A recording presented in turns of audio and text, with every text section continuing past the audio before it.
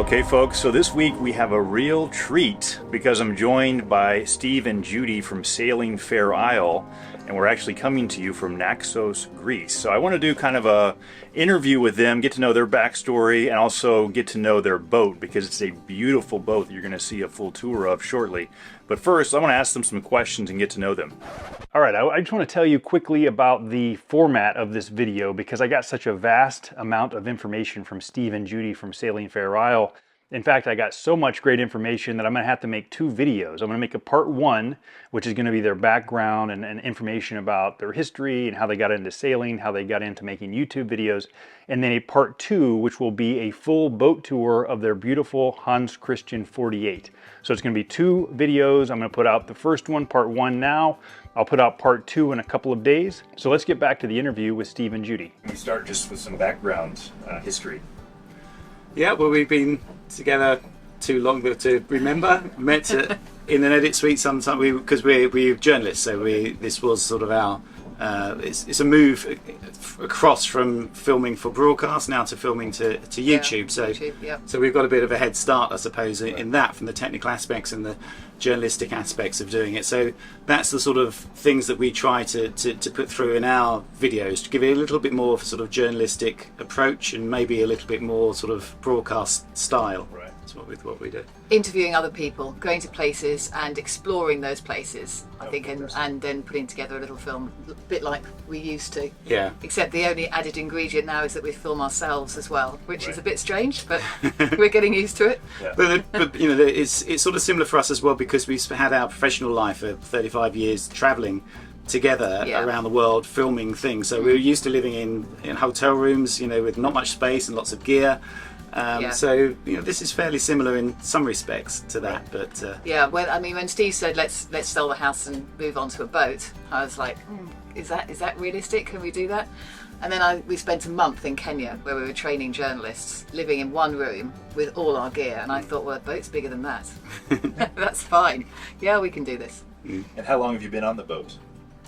5 years. Yeah, 5 years. So only really sailing for 3. The YouTube channel's been going for 3. We bought the boat in Holland, so we spent 6 months in Holland, which is lovely, and came back to the UK and had a year and a half on the south coast there, refitting, and then we set off across the Bay of Biscay round and down into the Med. Spend however long, we haven't really decided yet in the Med. So you're with the accents and the T. You're from the UK. Yes. Where exactly? Southeast. So southeast corner. They call it the Garden of England. So it's very nice. It's green, close to London. So you know, obviously you've got to get out of London. But we used to, you know, our job is around the world. So we just used to fly to places mainly. Didn't have to go in. I mean, Judy spent a while. We have 3 children, 3 girls. So as that sort of happened, we tried to travel less. Judy. Well, you headed up the foreign desk for a while and newsreader. Yeah. So I was Africa correspondent for Channel 4 News for a long time, and then when the children got a little bit so that we needed to be in one place, I went on the desk and was a foreign editor and sent everyone else around the world. And I left ITN and went to the BBC so I could do more local work, not travel so much when the kids were young. Then when they got older, we started travelling again, and then finally we sold their home, so they got over it eventually. So Judy, you were on camera recording. Yeah, I was reporting. And Steve, you're doing a lot of camera work. Well, I was her cameraman editor, so we worked together. So we'd go places and shoot. As people who are very experienced in journalism and interviewing, what are some techniques maybe that you use to get some good information from people and kind of get to the heart of an authentic conversation? Empathy. Yeah. That's key to it. Yeah, don't rush as well. Yeah. So be slow with things, work out, sit down, have a cup of tea, go into someone's house. I mean, it's always a problem. For news, it's a real problem because you've got someone on the news desk saying we want a piece for the lunchtime news or for the early evening news, which is in maybe 3/4 of an hour. So, you want to sort of get in there and get this interview done, but you will not get the interview if you do it like that in most cases. And most cases, certainly for news, you're seeing someone because there's been some sort of trauma, something's happened. Right. They need someone to talk to properly. They don't want to have questions shoved at them. They're not going to get that. So you've got to sit down, have a cup of tea, because we are British, so that's what we do. You don't want to just go in and throw in all your camera gear and say, like, okay, tell me. No. Yeah.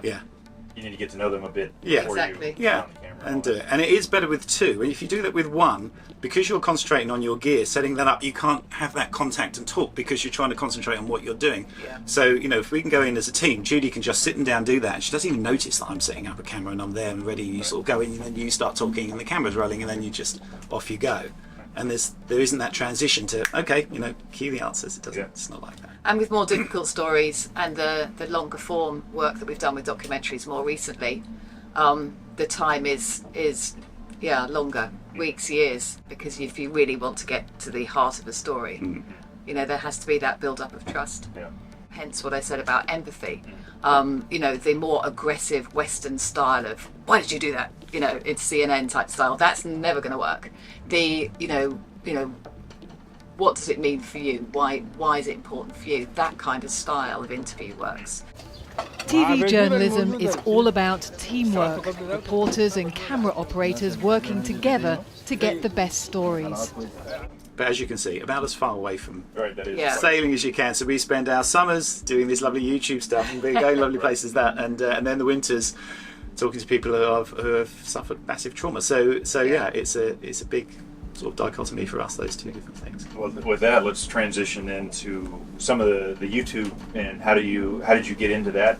I mean, obviously, you're on a sailboat living, so it's was it kind of like natural? We didn't straight away. As Necessity. I say, Can I just say necessity? Yes, it was a bit because when COVID hit, well, that wasn't the start of it. So we start when we went. We just thought we'd do it for a bit of fun, and we thought, well, no one's got. We're old kids, you know. Most of the sailing channel, you know, they're in their 20s, bikinis, all that sort of stuff. That's sort of the genre. But that's widened out, isn't it? And people are, you know, they want something else, and I think they want, you know, better made films and things. And I think if you've got a different genre, you know, we did much better than we thought. We put a few videos out that we thought, well, a family will watch it and it's nice to have, and why not? You know, it's what we do, so why not, you know, do a bit of filming? But yeah, it sort of took off. But then COVID happened, and and we were locked down at anchor in the Mar Menor, which is a little inland sea in Spain. We couldn't go on shore, and so we were sitting bobbing around on a boat with cameras. So off it goes. We also had no money because, of course, all our work, which involved going overseas. Go and make documentaries and train journalists around the world if you can't travel anywhere. Yeah, and we were training filmmakers at the time. That got canned. Then other things down the pipeline got canned, and we were like, what are we going to do? So let's hope this works. So we just pumped up videos about lockdown, and we went and we started a Patreon site. We hadn't done Patrons. I don't even know if we even were going to do it, but you know, we suddenly thought, you know, press that button, press this button, you know, let's see if we can get some kind of income going. And having the Patrons has been more fun than I thought it was going to be, actually. I wasn't quite sure what that was. Well, not just the Patrons, but the whole thing. I mean, it's part of the journalistic thing that we've always had. Yeah. You get an inside track as a journalist. You know, you go to a new place, so you really get to know it. So now when we travel, you know, we're almost sort of travelling as tourists, but it's not quite, is it? You know what it's like as a sailor. You don't feel like a tourist in the same. You're going with your home, you go in, and now, because of the channel, people know us. So for instance, in Venice, we arrive in Venice, people instantly see that you're there, want you to come to dinner. We went to dinner in beautiful places in Venice. Which people was just lovely. invite you. People love the boat. They come and they've got similar boats maybe. And a gondolier came up to us, because of course all the gondolas they couldn't work. And so he said to us, you know, I'll take you for a ride. Yeah. Well, not just for a ride. He gave me lessons. He had a Halberg Grassi, so he was always asking questions about these sorts of boats and stuff. And he was, you know, became a friend. And he said, look, I'm going to bring the gondola up to where you are, and I'll just give you some lessons. It's really difficult. I'd not sailed before. We'd been on a boat a couple of times because it's Steve's passion. So over the years, you know, we'd been out from time to time. But I'm not a sailor, and I'm still not really a sailor, though I'm learning. And you can't really be on a boat for 3 years, just the two of you, and not know a bit about sailing. No, you are a sailor. Well, one of the first things we did when we set off from the UK was go across the Bay of Biscay. So we did that, the two of us. It took 3 or 4 days, didn't it? Yeah. And it was quite blowy. And at the end of that, we had a 4-10. I mean, I don't know if people in the States sort of know the sailing areas here. I mean, next to Cape Horn, Bay of Biscay is the worst place in the world to get caught in a storm. It's notoriously, you know, a bad spot. You're a long way from sea, but it shelves up underwater from thousands and thousands of feet to 100 feet in no distance at all, and you get massive waves building up there. I mean, it's not a good place to be. And we crossed and got chased by a Force 10 and had to get into Bionia. Well, we changed tack. We went somewhere else. But anyway, at the end of that, apart from worrying slightly about the other boats that were still out there, I thought that was quite fun. So yeah, a whole different. But part of that is, I mean, we actually did that with a group of 20 boats. It's a thing called Arc Portugal. I mean, most people know about the Arc crossing the Atlantic, but there are now, I mean, you can do the World Arc, you can go all the way around if you want to, but this is, it's called Arc Portugal, so it's to get you down into the Med, basically, and it's quite good. We had 20 boats there, and out of the 20 boats that were coming down with us, some of them, pretty, big boats, but modern boats, you get pushed around a lot, so we get into A Coruña pretty beaten up, but we're okay. We've been eating meals, doing things as normal, and they're saying, oh, we haven't eaten, slept for 3 days, haven't had a shower. We had a shower every day, just washing our hair, because the boat's set up for that. It's not, and it's 26 a tons, big thing. and that's quite a heavy boat, isn't it? So yeah, and it's relatively stable. When we decided we were going to live on a boat, comfort was kind of high on my list of things, as opposed to speed. You mentioned that a lot of people don't understand how it's not so comfortable a lot of times when you are in certain conditions, and then they'll get all these grand expectations, and then they do something like within the first month they kind of want to turn around and sell the boat. That obviously wasn't your all's. No, and very lucky that was the case, that Judy's not like that, because I did think, set across the Bay of Biscay, in a Force 10, that could have been the end of that, and it would have been for a lot of people. In fact, there was one guy on board one of the other boats who was there as a crew. He was one of these guys that is experienced. He's said this out all his life. He goes to be a crew to help someone go through. He got off at A Coruña. When they got over, he was supposed to be going all the way down to Lagos, which is right down in the Algarve. He just got off and said, "No, that's enough for me. I'm flying home." He couldn't hack it. Right. Yeah. And quite a few others as well have stopped now. It was a bit of a test, wasn't it? It was a bit unfortunate, I think. I think if you are new to sailing, it's probably a good idea to do a little bit of nice sailing first. Yeah. But actually, some of those guys said, "Well, look, we can do anything now. And I've got trust in the boat now. We didn't die." Actually, that's true. Having trust in your boat, if because many people haven't tested their boat. Yeah, and just be smart about it. Don't get yourself in those conditions if you can help it. I think that's the key thing. Yeah. I mean, if you can avoid it. I mean, arguably we shouldn't have gone out when we did to go across. No, and we wouldn't have done if we weren't with the Ark. Yes. It was their decision that it was okay. And actually, you got the weather forecast wrong. But yeah, we wouldn't have done at that stage. You could see there was a possibility of a problem. And that's the thing I was going to jump to, is that a lot of times the cruising, you have to also realize that is the scheduling, right? It's all about the weather and being able to stay at one place for a week until the weather passes. Yes. Yeah. What is your experience? It is. Well, the key thing, I think, is, especially if people are meeting you, we can say when we'll meet you or where we'll meet you, but not both. Yeah. So and sometimes we can't meet at all.